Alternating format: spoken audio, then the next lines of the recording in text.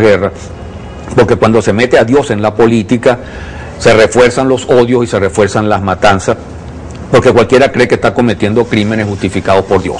El hecho es que hay una matanza terrible en la cual se combina una vez más lo político y lo religioso en esta guerra, y la Iglesia Católica queda debilitada porque una parte de los antiguos católicos pasa a ser ahora protestantes independientes de Roma.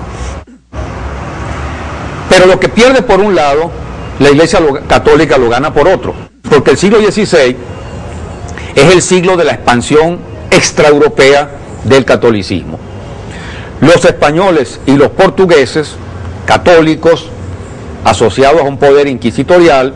van a ser los conquistadores de una parte del Asia, cosa que le corresponde a los portugueses, y los conquistadores de América, cosa que le corresponde fundamentalmente a los españoles. Me interesa fundamentalmente esta última parte, lo que tiene que ver con la conquista de América, porque la conquista de América va a ser no solo un proceso expansivo del catolicismo para este nuevo continente, sino el resultado de una matanza terrible, de una matanza espantosa, de una de las matanzas más espantosas que haya conocido la humanidad, que es la conquista de América, en la cual los españoles destruyen, dominan este continente e imponen a sangre y fuego no solo su dominio colonial, matando, destruyendo, quemando ciudades, violando mujeres, asesinando indios, destruyendo por todas partes, sino que imponen también su dominio religioso, porque creen estar actuando como instrumentos de Dios, como instrumentos del papado, para llevar a cabo entonces la cristianización de este continente.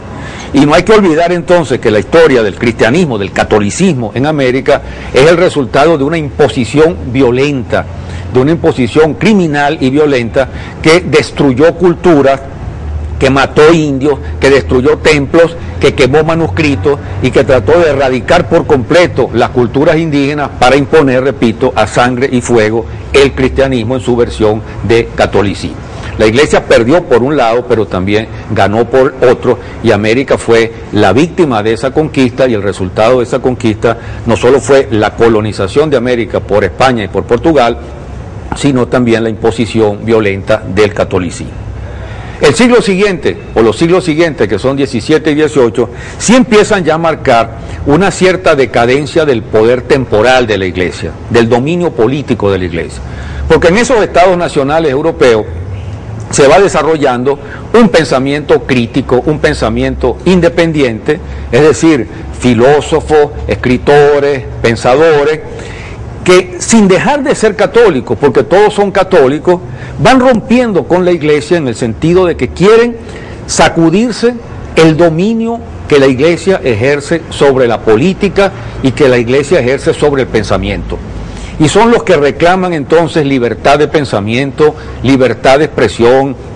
libertad de crítica, que desarrollan posiciones racionalistas que suponen el derecho a criticar a la Iglesia, el derecho a criticar el dogma religioso, el derecho a no creer en todo lo que dice la Iglesia y a reivindicar eso en nombre de la tolerancia, en nombre de la coexistencia de diversas formas de pensamiento. Ese proceso se va dando en el siglo XVII, se incrementa en el siglo XVIII con la Ilustración,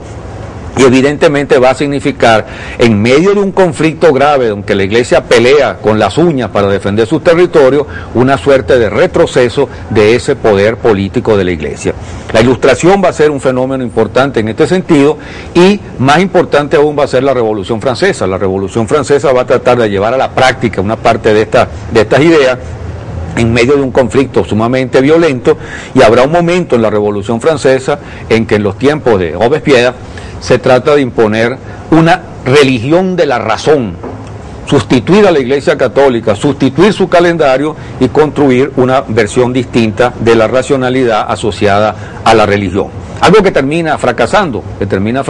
pero que constituyó un experimento importante. El siglo siguiente, que es el siglo XIX, va a ser entonces el siglo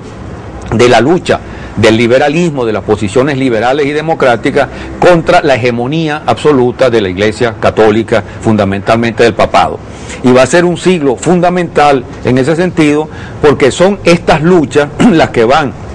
ahí conquistando terreno frente a la intolerancia, frente a la intransigencia del Vaticano y particularmente de los papas. Pío IX o Pío IX es un representante fundamental de esta intolerancia, y ese populismo asociado al ascenso de la burguesía que busca nuevos espacios, que admite cierta libertad de pensamiento, cierta libertad de expresión, ciertos derechos individuales, va a terminar obteniendo victoria, arrancándole terreno, arrancándole espacio a la Iglesia Católica, y eso es en conjunto lo que constituye la lucha histórica, lucha no terminada y lucha muy difícil de terminar, para lograr lo que se llama la separación de la Iglesia y el Estado, es decir, la conquista de un Estado laico, de un Estado donde cada quien pueda tener la religión que quiere, practicar la religión que quiere, pero el Estado no se define por ninguna religión, el Estado da libertad para practicar cualquier religión, mientras las religiones no pretendan tener hegemonía política ni dictarle políticas al Estado. De eso vamos a hablar en el segmento que sigue para terminar este programa.